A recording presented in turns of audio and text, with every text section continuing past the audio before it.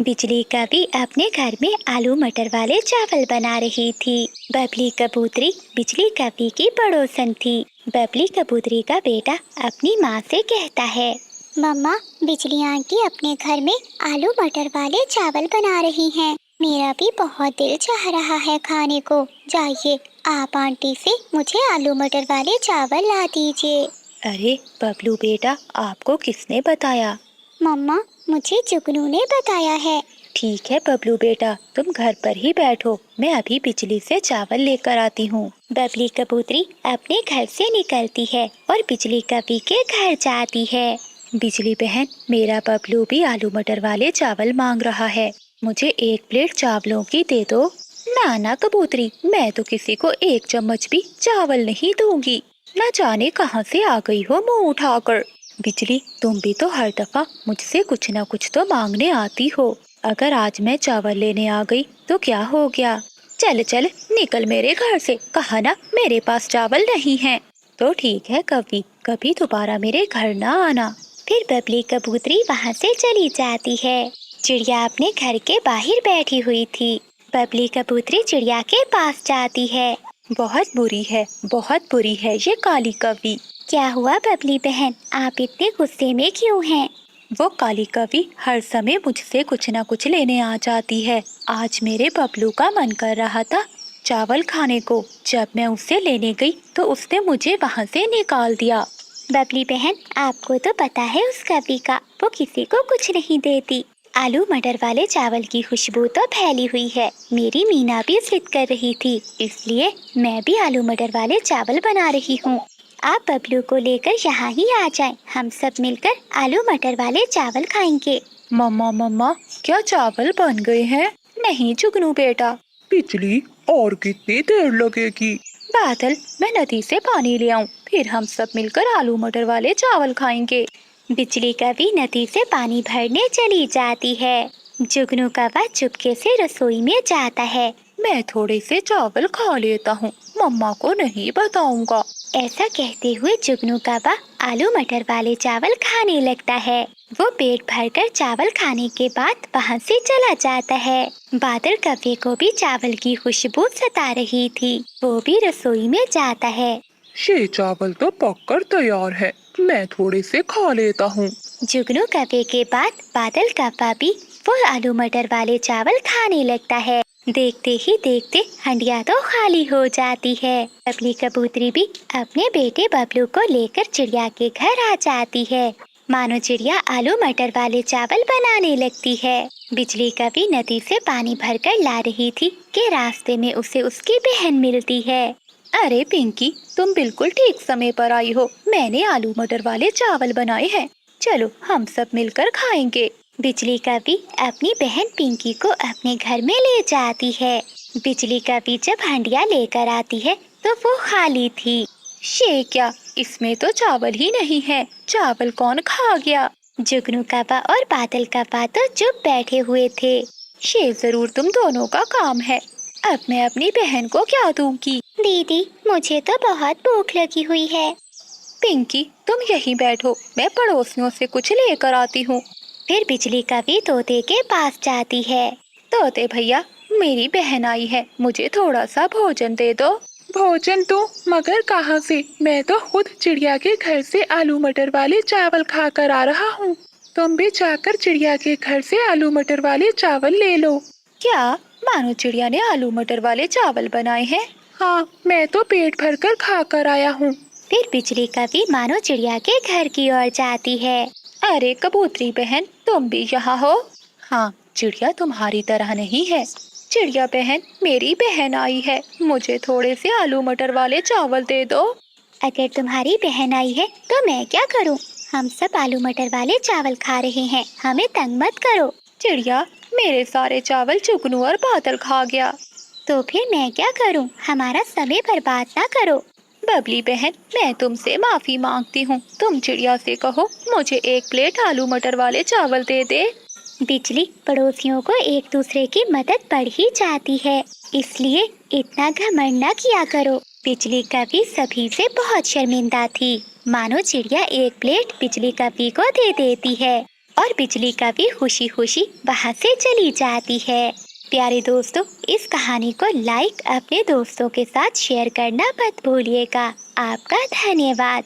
एक रात बादल कपा और बिजली कभी भोजन की खोज में एक ऐसे घने जंगल के करीब पहुंच जाते हैं जहां वो पहले कभी नहीं गए थे। सूरज ढल चुका था, आसमान पर स्याह बादल छाए हुए थे।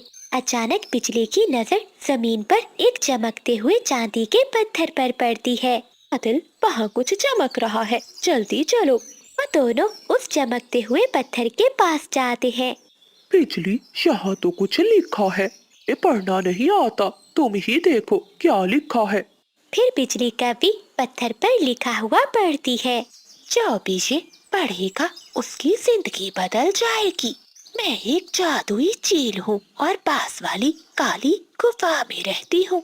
इस पत्थर पर जो लिखा है वो पढ़ने वाला पक्षी अगर मेरे पास आएगा तो मैं उसे पूरे जंगल में सबसे ज्यादा शक्तिशाली बना दूंगी।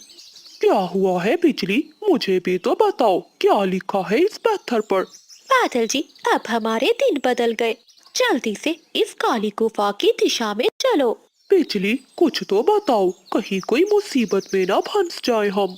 बादल जी, उस गुफा में एक जादूगरनी चील रहती है। जो भी इस पत्थर पर लिखा हुआ पढ़ेगा तो वो उन पक्षियों को शक्तिशाली बना देगी। ये सुनकर बादल कपा बहुत खुश होता है। फिर वो पति पत्नी पास वाली पहाड़ी की काली गुफा में जाते हैं। बिजली, यहाँ तो गुफा का दरवाजा बंद है। बादल कपे ने इतना कहा ही था कि गार का मुंह खुल जाता है। वो दोनों पति पत्नी गुफा के अंदर चले जाते हैं।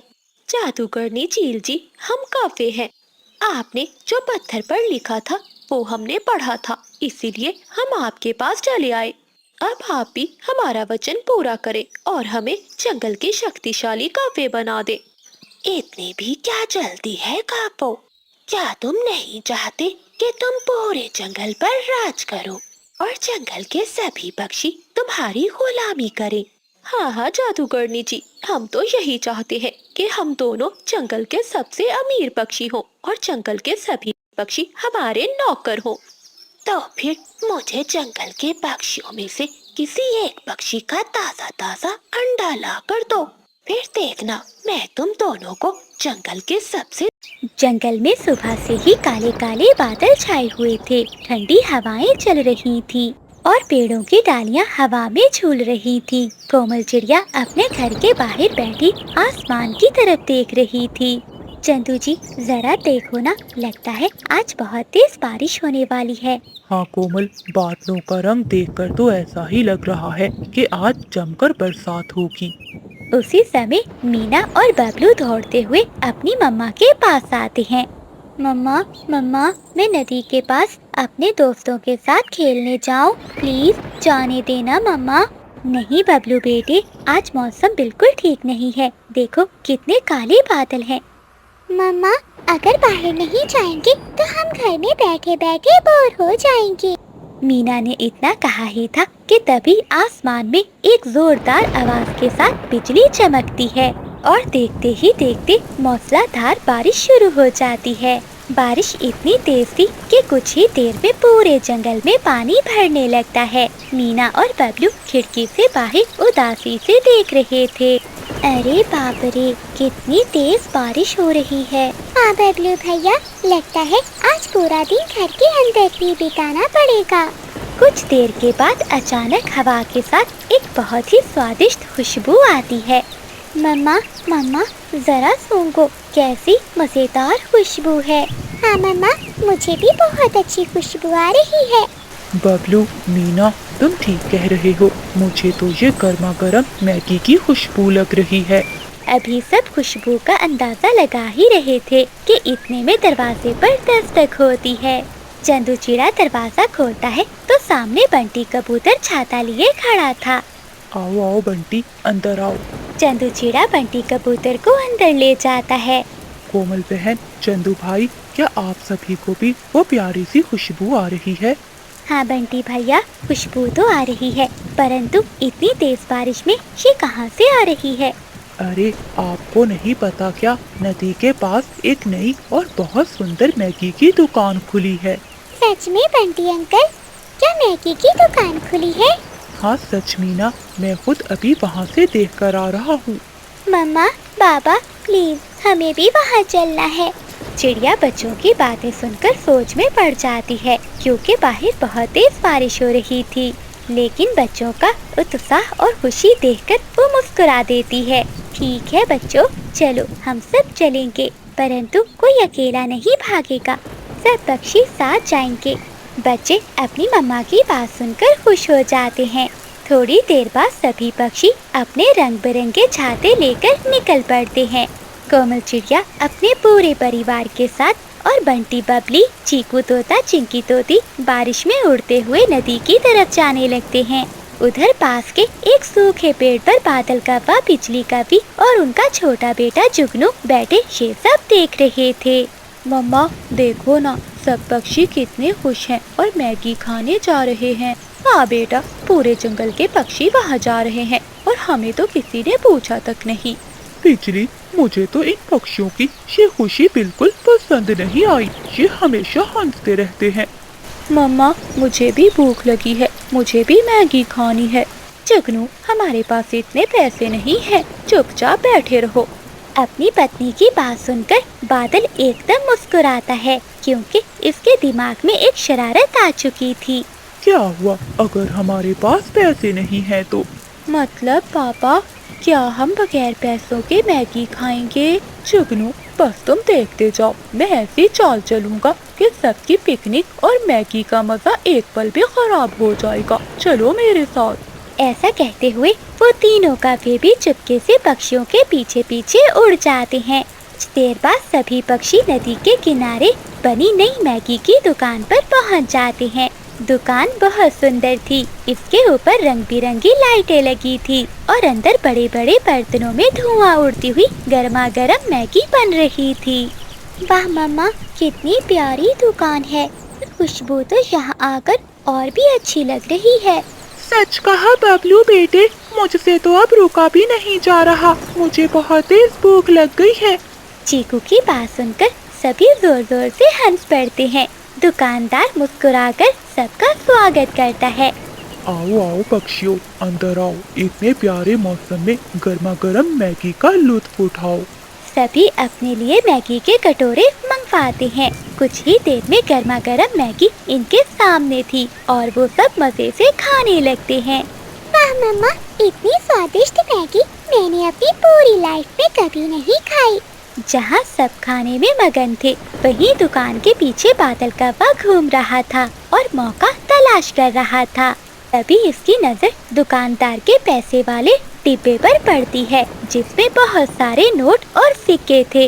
ये देखकर कौवे की आंखें चमक उठती हैं। बिजली, जुगनू, इधर देखो, मुझे एक आइडिया आया है। क्या आइडिया आया है बादल? जल्दी बोलो। अगर दुकानदार का ये पैसे वाला डिब्बा यहाँ से गायब हो जाए तो? फिर क्या होगा पापा? जुगनू, फिर इसकी दुकान में ऐसा हंगामा मचेगा कि सबकी मैगी का स्वाद उड़ जाएगा। हो हो। जैसे ही दुकानदार रसोई की तरफ मुड़ता है, बादल कौवा मौका देखकर पैसे वाला डिब्बा उठा लेता है और दुकान के पीछे लगी घनी झाड़ियों में छुपा देता है। कुछ देर बाद दुकानदार जब वापस आता है तो वो पैसे रखने के लिए डिब्बा देखता है, परंतु वहाँ डिब्बा नहीं था। अरे ये क्या हुआ? मेरे पैसे वाला डिब्बा कहाँ है? अभी तो यहीं रखा था। दुकानदार की बातें सुनकर सभी पक्षी चौंक जाते हैं। क्या हुआ दुकानदार भाई, आप इतने चिंतित क्यों हैं? बंटी कबूतर, मेरे पूरे दिन की कमाई और सारे पैसे इस डिब्बे में थे। कोई इसे चोरी कर ले गया। परंतु इतनी तेज बारिश में यहाँ चोरी कौन कर सकता है? दुकानदार बहुत परेशान होकर इधर उधर देखने लगता है। उधर बादल कौवा, बिजली कवि और जुगनू एक कोने में बैठे ये सब तमाशा देख रहे थे और दिल ही दिल में खुश हो रहे थे। बादल जी, अब आएगा ना असली मजा। बिजली, अभी तो खेल शुरू हुआ है, अब देखो मैं क्या करता हूँ। बादल कौवा अपने बेटे जुगनू को इशारा करता है जुगनू अपने बाबा के कहने पर अचानक सबके सामने ऊंची आवाज में बोलना शुरू कर देता है। मुझे लगता है वो पैसे वाला डिब्बा इस बबलू ने चुराया होगा। मैंने इसे वहाँ घूमते देखा था। जुगनू की बात सुनते ही पूरी दुकान में एकदम सन्नाटा छा जाता है। क्या? नहीं, मैंने तो डिब्बे को पंख तक नहीं लगाया। ये बिल्कुल झूठ है, मेरा भाई चोर नहीं है। दुकानदार भाई, मेरा बेटा ऐसे गलत काम नहीं कर सकता। हम इसे अच्छे संस्कार देते हैं। मेरी पत्नी ठीक कह रही है। बिना किसी पक्के सबूत के किसी मासूम बच्चे पर ऐसा घिनौना आरोप नहीं लगाना चाहिए। दुकानदार उलझन में पड़ जाता है कि वो किसकी बात पर यकीन करे। इसी समय चिंकी तोते की नजर दुकान के फर्श पर जाती है, जहाँ कुछ काले रंग के पंख गिरे हुए थे। पक्षियों, जरा नीचे देखो, ये क्या है? चीकू तोता गौर से देखता है। अरे चिंकी, ये तो कौवे के काले पंख है। यहाँ इस दुकान में कौवे कहाँ से आ गए? अब दुकान में मौजूद हर एक पक्षी की नजर कौवों पर थी। बादल कौवा बुरी तरह से घबरा जाता है और इसके चेहरे का रंग उड़ जाता है। अम्मा, मुझे क्या पता, पंख तो किसी के भी गिर सकते हैं। बादल भाई, अगर तुम्हें कुछ नहीं पता तो तुम्हारी आवाज क्यों कांप रही है? तुम इतने घबराए हुए क्यों हो? जरूर तुमने ही कुछ किया है और इल्जाम मेरे बेटे पर लगा रहे हो। सब पक्षियों के गुस्से वाले चेहरे देखकर छोटा जुगनू बेचैन होने लगता है। इसका दिल जोर जोर से धड़क रहा था। चुप रहना जुगनू, एक लफ्ज भी मत बोलना। परंतु जुगनू का ज़मीर जाग चुका था। इसे अपने दोस्त बबलू पर झूठा इल्जाम बर्दाश्त नहीं हो रहा था। मम्मा, मुझे बहुत डर लग रहा है। मुझे झूठ नहीं बोलना। चुप रहो जुगनू, अपना मुंह बंद रखो। जुगनू कौवा चिल्लाकर कहता है। नहीं बाबा, मैं सच बताऊंगा। कोमल आंटी, बबलू ने कुछ नहीं किया। पैसे वाला डिब्बा बाबा ने दुकान के पीछे झाड़ियों में छुपाया है। जुगनू का ये सच सुनकर सभी पक्षी और दुकानदार हैरान रह जाते हैं। दुकानदार फौरन भागकर दुकान के पीछे झाड़ियों में जाता है और वहाँ सच में पैसे वाला डिब्बा पड़ा था। ये देखकर वो बहुत खुश होता है। मेरे पैसे मिल गए। जुगनू बेटा, तुम बहुत अच्छे हो। तुम्हारा बहुत बहुत धन्यवाद। तुमने सच बोला। बादल कौवा, बिजली कौवी शर्म के मारे अपना सर झुका लेते हैं, क्योंकि इनकी चोरी पकड़ी जा चुकी थी। देखा बादल, दूसरों की खुशी खराब करने और मासूमों पर इल्जाम लगाने का यही अंजाम होता है। ठीक कहा कबूतर, और कौवों याद रखो, झूठ के पाँव नहीं होते, वो ज्यादा देर तक नहीं छुप सकता। बाहर बारिश अब भी हो रही थी, परंतु दुकान के अंदर का माहौल अब बहुत खुशगवार हो चुका था। तभी दुकानदार मुस्कुराता है और कहता है, दोस्तों, आज आप सबकी वजह से मेरी पूरी दुकान की कमाई चोरी होने से बच गई। इसलिए मेरी तरफ से एक बहुत बड़ी खुशखबरी है। कैसी खुशखबरी है अंकल? मीना बेटी, आज इस सच्चाई की जीत की खुशी में सबको एक एक कटोरा स्पेशल गर्मा गर्म मैगी मेरे तरफ से बिल्कुल फ्री में मिलेगी। क्या सच में? वाह, ये हुई ना बात। फिर दुकानदार सभी पक्षियों को एक एक कटोरा मैगी का देता है। जुगनू कौवा अपनी गलती पर शर्मिंदा होकर चुपचाप एक कोने में अकेला बैठा था। तभी बबलू अपना मैगी का कटोरा लेकर इसके पास आता है। जुगनू, तुम वहाँ अकेले क्यों बैठे हो? आओ, मैगी नहीं खाओगे? लेकिन बबलू, मैंने तो तुम पर झूठा इल्जाम लगाया था। कोई बात नहीं, तुमने समय पर सच बोलकर अपनी गलती सुधार ली। परंतु अगली बार अपने पापा के कहने पर ऐसी गंदी शरारत मत करना। ठीक है बबलू दोस्त, मैं हमेशा सच बोलूँगा। तो प्यारे दोस्तों, इस कहानी से हमें ये सीख मिलती है कि कभी भी हसरत में आकर झूठ और गलत आरोप लगाकर किसी मासूम को परेशानी में नहीं डालना चाहिए। सच्चाई और ईमानदारी का रास्ता ही सबसे अच्छा होता है, और सच चाहे कितनी भी देर से सामने आए, परंतु एक न एक दिन सामने जरूर आता है, और जीत हमेशा सच की ही होती है। जंगल में कई दिनों से लगातार मूसलाधार बारिश हो रही थी। पेड़ों की डालियां भीग चुकी थी और नदी का पानी बहुत ज्यादा बढ़ गया था। ऐसे खराब मौसम में छोटे छोटे पक्षियों को दाना ढूंढने में बहुत परेशानी हो रही थी। एक सुबह जब बारिश थोड़ी देर के लिए रुकती है तो कोमल चिड़िया दाना ढूंढने के लिए जल्दी से जंगल की तरफ निकलती है। आसमान में बादल अब भी हैं, मुझे जल्दी से दाना जमा करके लौटना होगा। घर पर बच्चे अकेले हैं और उन्हें भूख भी लगी होगी। कोमल चिड़िया धीरे धीरे घने जंगल के अंदर जा रही थी कि तभी अचानक झाड़ियों के बीच से एक तेज रोशनी चमकती है। चिड़िया की नजर उस चमकती हुई चीज पर पड़ जाती है। अरे ये कैसी रोशनी है, इतनी तेज और सुंदर चमक, मुझे पास जाकर देखना चाहिए। कोमल जैसे ही उस चमकती हुई चीज के पास जाती है तो वहाँ जमीन पर एक सुनहरी जादुई छड़ी पड़ी हुई थी। इस छड़ी के ऊपर एक नीला चमकता हुआ प्यारा सा सितारा बना था जो मुसलसल रोशनी छोड़ रहा था। वाह, ये तो बहुत सुंदर है, लेकिन ये यहाँ कैसे आई होगी? ये किसी साधारण पक्षी की चीज नहीं लगती, ये तो कोई जादुई चीज है। जैसे ही चिड़िया आगे बढ़कर इस छड़ी को छूती है तभी वो छड़ी और भी ज्यादा चमकने लगती है और इसमें एक धीमी आवाज आती है। धन्यवाद चिड़िया, तुम बहुत दयालु हो, मुझे उठाने के लिए तुम्हारा बहुत बहुत धन्यवाद। छड़ी की आवाज सुनकर चिड़िया डर जाती है। तुम तो एक छड़ी हो, तुम कैसे बोल सकती हो? हाँ कोमल, मैं एक आम लकड़ी नहीं हूँ, मैं एक जादुई छड़ी हूँ। लेकिन तुम यहाँ जंगल की जमीन पर, तुम यहाँ कैसे आई? मैं एक बहुत बड़े और बूढ़े जादूगर की छड़ी हूँ। कई साल पहले एक तूफान में इस जंगल में खो गई थी और तब से अपने सच्चे मालिक का इंतजार कर रही थी। अच्छा, इसका मतलब है तुम किसी की अमानत हो, तो फिर मुझे तुम्हें तुम्हारे असल मालिक तक पहुंचाना होगा।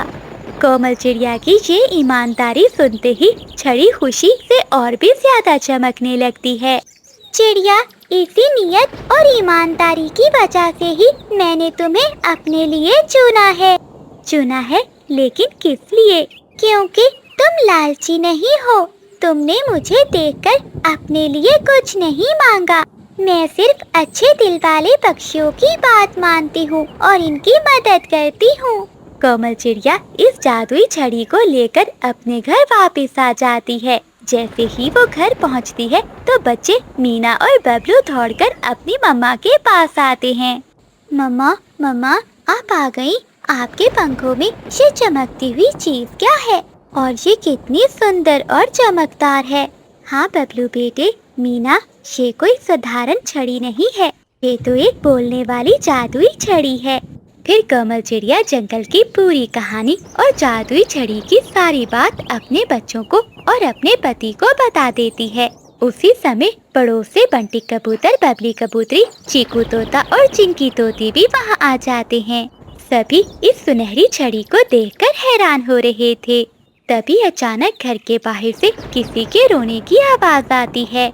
बाहर एक छोटी सी गुलहरी अपने रोते हुए बच्चे को लेकर खड़ी थी। कोमल बहन, प्लीज मेरी मदद करो, मेरा बच्चा बहुत बीमार है और बारिश की वजह से मुझे कहीं दाना भी नहीं मिला। मेरे बच्चे ने कई दिनों से कुछ नहीं खाया। गुलहरी की ये हालत देखकर कोमल चिड़िया के दिल में दया आ जाती है। वो तुरंत बाहर आती है। तभी इसके पंखों में जो जादुई छड़ी थी वो और भी चमकने लगती है। कोमल, अगर तुम सच में इस गरीब गुलहरी की मदद करना चाहती हो तो दिल में अच्छाई रहकर मुझे हवा में घुमाओ। कोमल चिड़िया छड़ी को हवा में घुमाती है। छड़ी से एक सुंदर रोशनी बाहर निकलती है और अगले ही पल में गुलहरी के सामने ढेरों ताज़ा फल और अनाज का ढेर प्रकट हो जाता है। अरे वाह, इतने सारे फल और दाने। कोमल बहन, आपका बहुत बहुत धन्यवाद, आपने मेरे बच्चे की जान बचा ली। गुलहरी खुशी खुशी वो दाना लेकर वहाँ से चली जाती है। उधर पास के पेड़ पर बैठा शरारती जुगनू का पास ये सब देख रहा था और उसकी आंखें लालच से चमक उठी थी। ये क्या, एक ही पल में फलों का ढेर प्रकट हो गया? मम्मा, वो तुरंत अपने घर की तरफ तेजी से उड़ जाता है। घर पहुंचते ही वो हाँफते हुए अपनी मम्मा को सारी बात बताता है। मम्मा मम्मा, आपको पता है कोमल चिड़िया के पास एक ऐसी जादुई छड़ी है जो 1 मिनट में कुछ भी प्रकट कर सकती है। क्या? कैसी जादुई छड़ी? क्या तुम सच कह रहे हो जुगनू? जुगनू, साफ साफ बताओ कैसी छड़ी और वो क्या क्या कर सकती है। पापा, वो कोई आम छड़ी नहीं है, वो जो चाहे जादू कर सकती है, मैंने खुद देखा है। बादल जी, अगर वो जादुई छड़ी किसी तरह हमारे पास आ जाए तो कितना अच्छा होगा। हाँ बिजली, अगर वो छड़ी हमें मिल जाए तो फिर हम इस जंगल के सबसे अमीर और ताकतवर पक्षी बन जाएंगे और सब पक्षी हमारे गुलाम होंगे। हा हा हा हा। तीनों कौवों के मन में लालच आ गया था। इस रात जब पूरा जंगल गहरी नींद सो जाता है, तब बादल और बिजली अपने बेटे जुगनू के साथ कोमल चिड़िया के घर में जाते हैं। खिड़की के पास ही वो जादुई छड़ी रखी थी जो चमक रही थी। बिजली, खिड़की खुली है, तुम अपना पंख अंदर डालो और छड़ी को उठा लो। जैसे ही बिजली कवि ने लालच के मारे उस सुनहरी छड़ी को पंख लगाया तो छड़ी की चमक खत्म हो गई और वो एकदम से काली हो गई। बादल जी देखो, ये क्या हुआ? ये छड़ी तो काली हो गई। अभी वो कुछ समझ ही पाते कि अचानक वो छड़ी हवा में उछल जाती है और उसमें से एक गुस्से वाली आवाज आती है। लालची और चोर पक्षियों, मैं एक जादुई छड़ी हूँ। मैं तुम्हारी बात कभी नहीं मानूंगी और ना तुम्हारे हाथ आऊंगी। छड़ी की चमकदार रोशनी और आवाज से तीनों बुरी तरह से डरकर पीछे हट जाते हैं। लेकिन बादल कौवा इतनी जल्दी हार मानने वाला नहीं था। वो उस समय तो वहाँ से चला जाता है, परंतु अगली सुबह वो एक शरीफ पक्षी बनकर बिजली के साथ चिड़िया के पास आता है। कोमल बहन, हमें माफ कर दो, कल रात हम बहक गए थे, हमें माफ कर दो। बादल भाई, बिजली बहन, अचानक आप दोनों का मुझसे इतना अच्छा व्यवहार। हाँ कोमल बहन, बादल जी ठीक कह रहे हैं। अब हमें अपनी गलती का एहसास हो गया है, हम बिल्कुल बदल गए हैं। चिड़िया को कौवों का ये व्यवहार कुछ अजीब सा लगता है। चिड़िया के पास पड़ी हुई जादुई छड़ी से धीमी सी आवाज आती है। चिड़िया, इनसे सावधान रहना, ये दिल से साफ नहीं है, ये दिमाग में कोई नई योजना बना रही है। हाँ, मैं समझ गई हूँ, मुझे इन पर नजर रखनी होगी। अभी ये बातें हो ही रही थी, उसी शाम जंगल में एक बहुत बड़ी समस्या खड़ी हो जाती है। कई दिनों की तेज बारिश के कारण नदी का मट्टी वाला किनारा अचानक टूट जाता है और नदी का तेज पानी जंगल की तरफ बढ़ने लगता है। नदी का पानी इतनी तेजी से फैला कि एक मासूम खरगोश का पूरा परिवार पानी के तेज बहाव के बीच में एक छोटे से टेले पर फंस गया। पानी देखकर जंगल के सभी पक्षी घबरा जाते हैं और चिल्लाने लगते हैं। मम्मा, मम्मा, वो देखिए, खरगोश के बच्चे पानी में डूब रहे हैं, इनकी मदद करें। कोमल चिड़िया तुरंत जादुई छड़ी लेकर नदी के किनारे पहुंचती है। इसने सच्चे दिल से प्रार्थना की और जादुई छड़ी को हवा में घुमाया। छड़ी से एक तेज नीली रोशनी निकलती है और देखते ही देखते पानी के ऊपर एक मजबूत लकड़ी का पुल बन जाता है। खरगोश का पूरा परिवार सुरक्षित पुल पार करके बाहर आ जाता है। ये देखकर सभी पक्षी बहुत खुश होते हैं। कोमल बहन, आपका बहुत बहुत धन्यवाद। आज आपने हमारे पूरे परिवार को बचा लिया। ये देखकर कौवों का लालच और भी बढ़ जाता है। वो सोचते हैं कि इस छड़ी से वो कुछ भी कर सकते हैं। इसी रात उन्होंने फिर से चिड़िया के घर में घुसकर छड़ी चुराने की कोशिश की और इस बार अंधेरे का फायदा उठाकर वो सफल हो गए और छड़ी लेकर तेजी से वो अपने घर की तरफ भाग जाते हैं। आखिरकार छड़ी हमारे पंखों में आ ही गई। जल्दी करो बिजली, चलाओ। ए जादुई छड़ी, मुझे रहने के लिए एक बड़ा सा सोने का महल चाहिए और मम्मा, मुझे हजारों मीठी मिठाइयाँ चाहिए। कौवों की बातें सुनकर वो जादुई छड़ी शांत रहती है। उसमें से कोई भी रोशनी नहीं निकलती। ओए लकड़ी, जल्दी जादू कर, हमारी बात मान। तभी अचानक वो छड़ी काली होकर तेज चमकने लगती है और इसमें से एक भयानक आवाज निकलती है। मूर्ख और लालची कपो, लालच का हमेशा यही परिणाम होता है। अब अपनी सजा भुगतो। छड़ी से एक काली रोशनी निकलती है और अगले ही पल में बादल, बिजली और जुगनू के घर के चारों तरफ कांटेदार झाड़ियाँ उग जाती हैं, जिन्होंने उनके पूरे घर को जकड़ लिया था। अरे अरे, ये कांटे कहाँ से आ गए? बचाओ, बादल जी देखो। बिजली, ये कांटे तो हमें चुभ रहे हैं, कोई हमें यहाँ से निकालो। मम्मा, बाबा, मैं बहुत छोटा हूँ, मैं इस घर से बाहर नहीं निकल पा रहा। वो तीनों कौवे अपने ही घर के अंदर कांटों में बुरी तरह से फंस जाते हैं। अगली सुबह जंगल पूरा अजीब और खौफनाक दृश्य देखने के लिए इनके घर के बाहर पहुंच जाता है। मम्मा देखो, बादल अंकल और बिजली आंटी के घर को क्या हुआ है? ये इतने कांटे कैसे उगाए? अरे मीना बेटी, लगता है इनका लालच का जादू इन पर उल्टा हो गया है। इन्होंने चोरी की थी ना। कोमल बहन, हमें माफ कर दो, हमें बचा लो। हाँ कोमल बहन, बादल जी ठीक कह रहे हैं, हमसे बहुत बड़ी गलती हो गई थी, हमने तुम्हारी छड़ी चुराई, हमें माफ कर दो। चिड़िया कुछ देर तक चुप रहती है और कौवों की हालत देखती है, तो इसका दयालु दिल पिघल जाता है। वो आगे बढ़ती है और जादुई छड़ी को घुमाती है। छड़ी के घूमते ही सारी कांटेदार झाड़ियाँ एक पल में गायब हो जाती हैं और वो तीनों बाहर आ जाते हैं। कोमल बहन, तुम्हारा बहुत बहुत धन्यवाद कि तुमने इतनी बड़ी सजा से हमें बचा लिया। बादल भैया, बिजली बहन, याद रखो, जादू से भी बड़ी चीज पक्षियों की अच्छाई और ईमानदारी होती है। जादू किसी का सगा नहीं होता। हाँ चिड़िया बहन, हमें आज अपनी गलती समझ आ गई। कौवों का बदला हुआ दिल देखकर जादुई छड़ी तेज रोशनी के साथ आसमान में उछल जाती है और तभी बादलों के बीच में एक बूढ़े जादूगर की आकृति दिखाई देती है। कोमल चिड़िया, तुमने हर मुश्किल समय में सच्ची ईमानदारी, दया और अपनी समझदारी दिखाई है। अब मेरा समय आ गया है कि मैं अपनी ये जादुई छड़ी हमेशा के लिए अपने पास वापस ले जाऊं। दादाजी, क्या ये प्यारी छड़ी अब हमेशा के लिए चली जाएगी? हाँ मीना बेटी, ये छड़ी तो चली जाएगी, परंतु इस जादुई छड़ी की सबसे बड़ी शक्ति अब हमेशा के लिए तुम्हारे पूरे परिवार के पास रहेगी। दादाजी, कौन सी शक्ति जो हमारे पास रहेगी? मीना बेटी, वो है तुम्हारे अच्छे और साफ दिल की शक्ति। जिसके पास अच्छा दिल होता है, इससे बड़ा जादूगर कोई नहीं होता। ये कहते ही वो जादुई छड़ी चमकते हुए तारे की तरह आसमान में उड़ जाती है और गायब हो जाती है। जंगल के सभी पक्षी इसे जाते हुए देखते रह गए।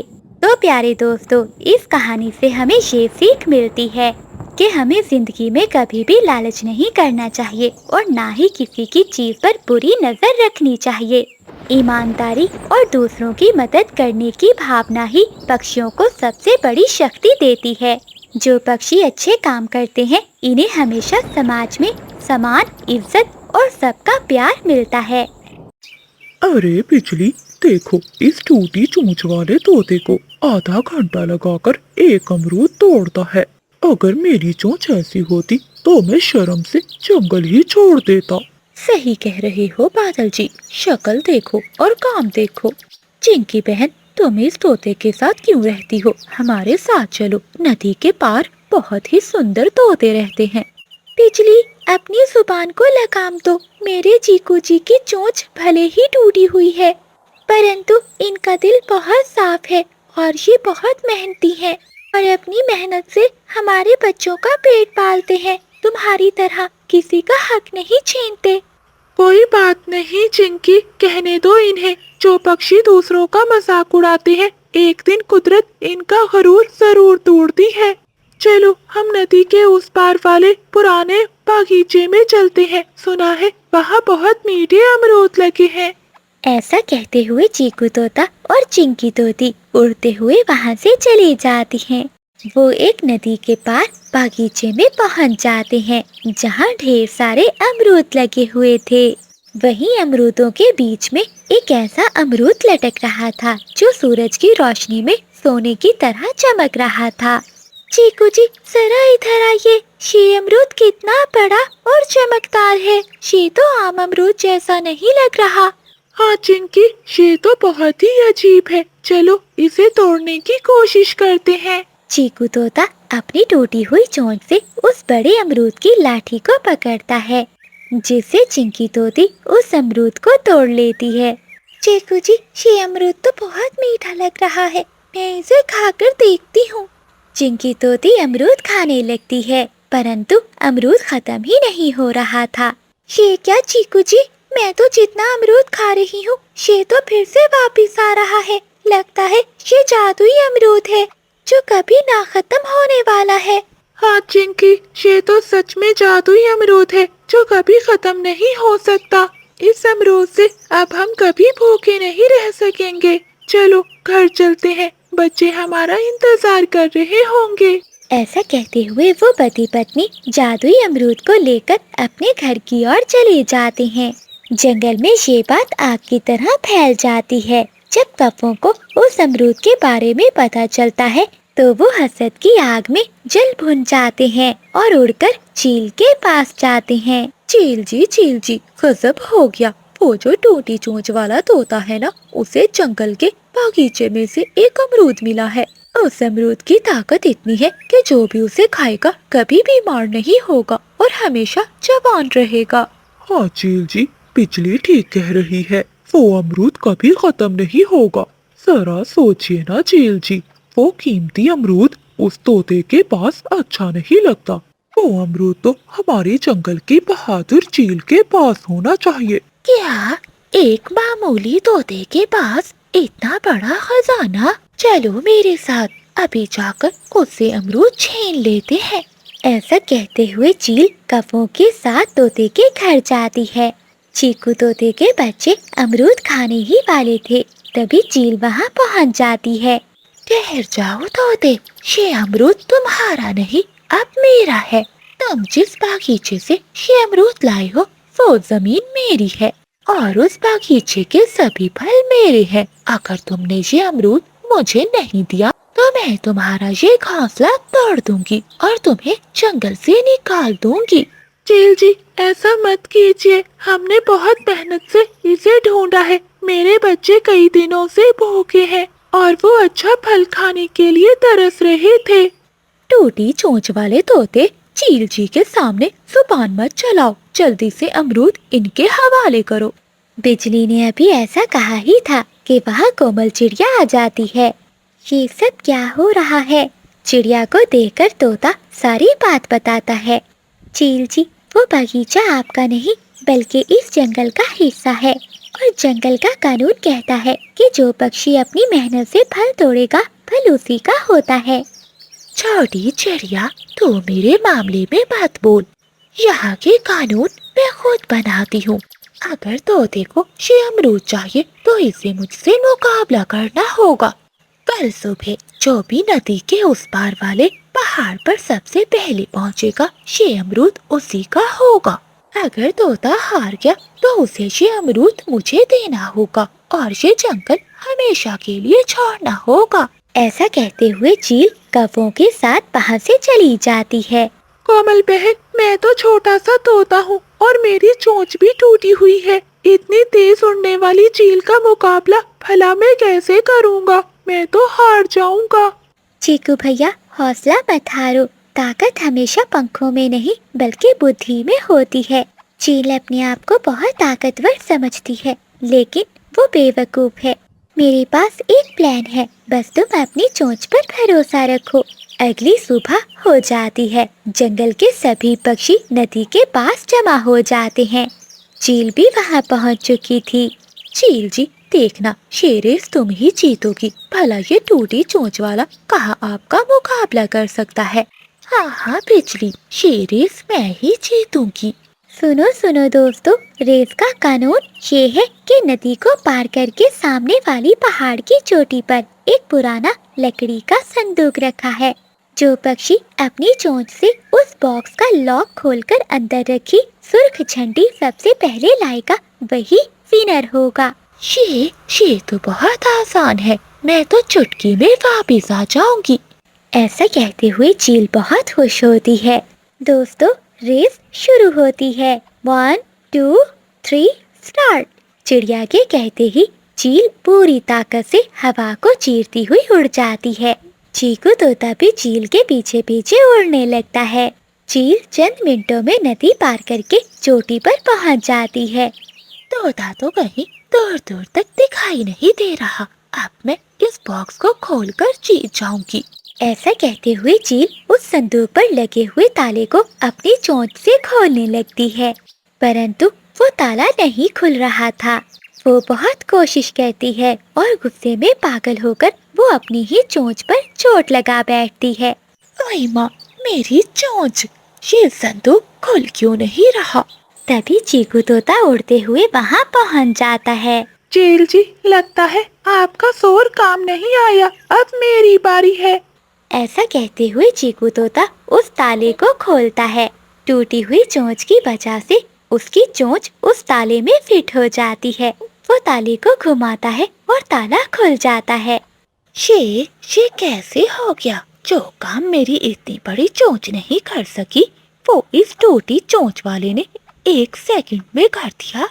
चीकू तोता उस संदूक में से लाल झंडी अपनी चोंच में दबाता है और वापस नदी की ओर उड़ जाता है।